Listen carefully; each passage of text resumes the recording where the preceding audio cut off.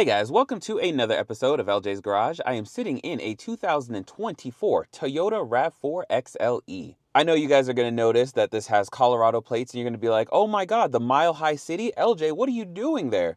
I came all the way out here to rent a Toyota RAV4, believe it or not. Alright, so that's a lie, but I really do enjoy the Toyota RAV4. And if you've been on this channel for a while, you know I used to have a bunch of Toyota videos. I haven't found a dealership that I've partnered with or done anything with in a while. So this is kind of my welcome back to Toyota.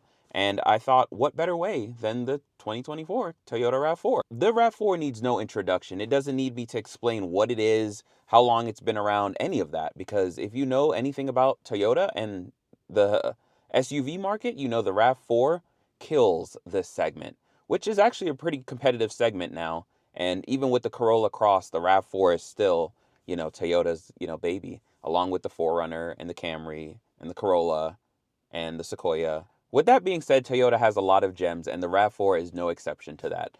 The best part about the RAV4 is the price. For around $32,000 for the XLE, you are getting a well-equipped SUV. And I'm saying that not just to be a bargain shopper, but to be genuinely honest with you guys, that after driving this, I was worried it was going to be way underpowered, but if you guys have been to Colorado, you know the speed limit out here is 75. And trust me, this had no problem keeping up. So the RAV4 has a 2.5 liter inline 4-cylinder. It's not turboed or anything like that, but it makes about 203 horsepower and 184 foot-pounds of torque. All-wheel drive with an 8-speed automatic for the XLE. And no more CVT because Toyota's went with a traditional 8-speed automatic. And let me tell you, it makes a world of difference when you're driving this thing. No more CVT, which Toyota CVTs are champs, but the noise they make, and I feel like they can never find the right gear, so I really do like a traditional 8-speed automatic. So personally, I'm happy that Toyota made that switch, and it really shows, especially in performance. And I know the RAV4 isn't something people use the word performance for, but I was rather impressed. I thought 200 horsepower was not going to be enough. Granted, it was just me and one little carry-on suitcase, so take that with a grain of salt. I'm sure with this thing loaded up with 4 people, all around 150 pounds, this thing would start to feel a little sluggish, I'd imagine. So gas mileage around 27 city and 33 highway, but I think at one point when I was going about 70 and just cruising, I want to say I hit about 35 miles per gallon on the highway. So without a doubt, this thing is efficient. It's smooth, comfortable, efficient, and I didn't hate anything about it.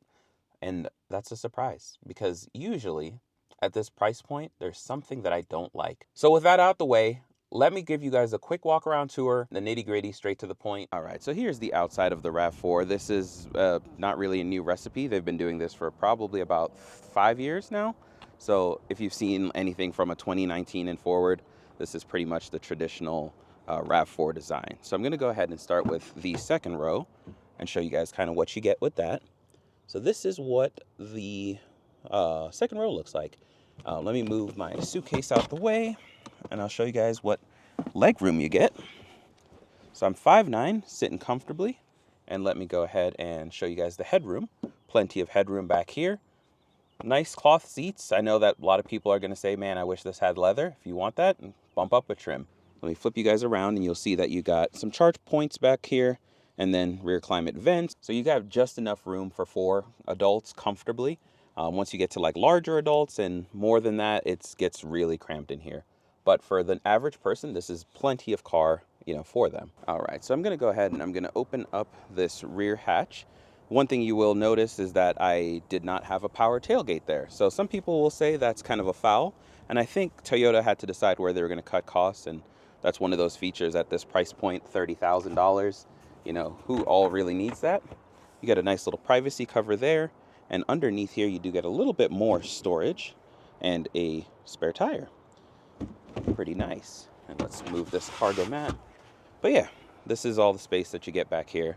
And that's actually a great bit of room. It doesn't look like much maybe from this camera angle, but it's plenty. And the seats do fold flat, so you got that option as well. Plenty of space back here. One more shot of outside as I work my way to the inside and talk about some of the safety features and the tech. Nothing really too crazy out here. 17-inch wheels. If you wanted, you could upgrade, I think, to 19s on this if you really needed to. But these 17s are a smooth ride, a little bit more sporty. Ignore some of the coffee. I got my Dutch Bros going on in here. Cloth seats again.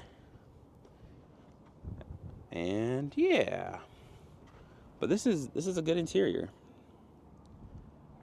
Very good interior. So over here, you do have some blank buttons, but what you do have is you do have your rear defroster, automatic high beams, and a heated steering wheel. Then over here is the steering wheel itself. You're gonna have your lane keep alerts right there, as well as your forward collision avoidance.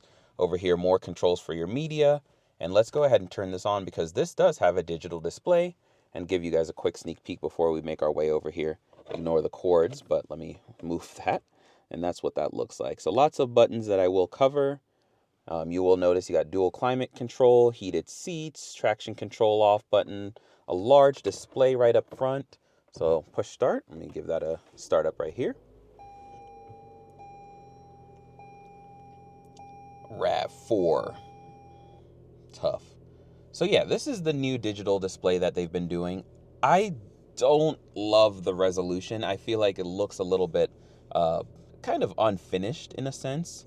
So let's go back to this screen a little bit and talk more about the safety features. If you scroll over to this, you're going to see you have your lane keep assist right there. And if you hold on this, now you can see that you can keep it where it has the active lane centering. You can turn that on, turn that off, and then you do also have that shortcut right there again on that steering wheel.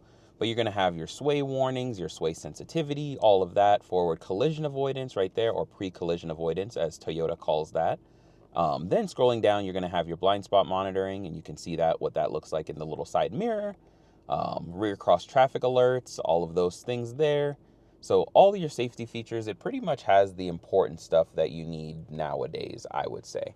The screen is straightforward, really easy to use. Navigation, music, cell phone, and then your settings right here, your vehicle trip information. So you can see, looks like right there, I got about 35 miles per gallon. That was a good day. So there's a bunch more settings in here. You got even the option for Wi-Fi. You can go to sound and media, voice search, vehicle customize, lights, door control, climate. Those things are all right there, easily accessible. And then you have your voice controls if you needed to use that. So not too much else to really dive in there. You're not really going to luckily use too much in there other than Android Auto, Apple CarPlay for the majority of people. You do have stop start, which you can turn on and off, which I love that Toyota gives you the option to do that pretty quick and easy. Down here, unfortunately, no wireless charge pad, but you do get a couple different charge points. And then, as you can see, I'm taking full advantage of that right now. Heated seats right there, traction control off, and then all your different climate settings are there. And Toyota gives you these large knobs to adjust everything, so there's no fiddling around to figure out where your adjustments are. Down here, a couple different things, your shifter. You do have a couple modes, eco, normal, sport. You even got rock and dirt, mud and sand, and then snow mode. Ooh, electronic parking brake, and then brake hold. Let me move my old Dutch Bros out of the way. Cup holders right there. Then in here, you got a nice storage compartment and 2 more charge points. Over here, large glove box, and a little additional shelf right there as well. Unfortunately, no sunroof or anything like that. Another shot of the rear seats. And then you got a little sunglasses holder, which you're starting to see less and less of these. But Toyota's like, nah, dude, you need that. Here I am. What's up, what's up? Visor with a little extender right there. And I think this is so you could put like your cards and certain things in there and just have little like insurance things easily available. But then they have one on the passenger side too, so maybe it's for both. I don't know. Either way, use it for whatever you choose. And just like that, we've walked through the 2024 RAV4 XLE. And I know that a lot of you are probably like, that was pretty fast, straight to the point. I like it, I hate it. Let me know. I'm okay with it. I can handle it. I'm a big boy. But I just wanted to share that I'm finally happy to be back in a Toyota after about a year since I think I've last filmed one.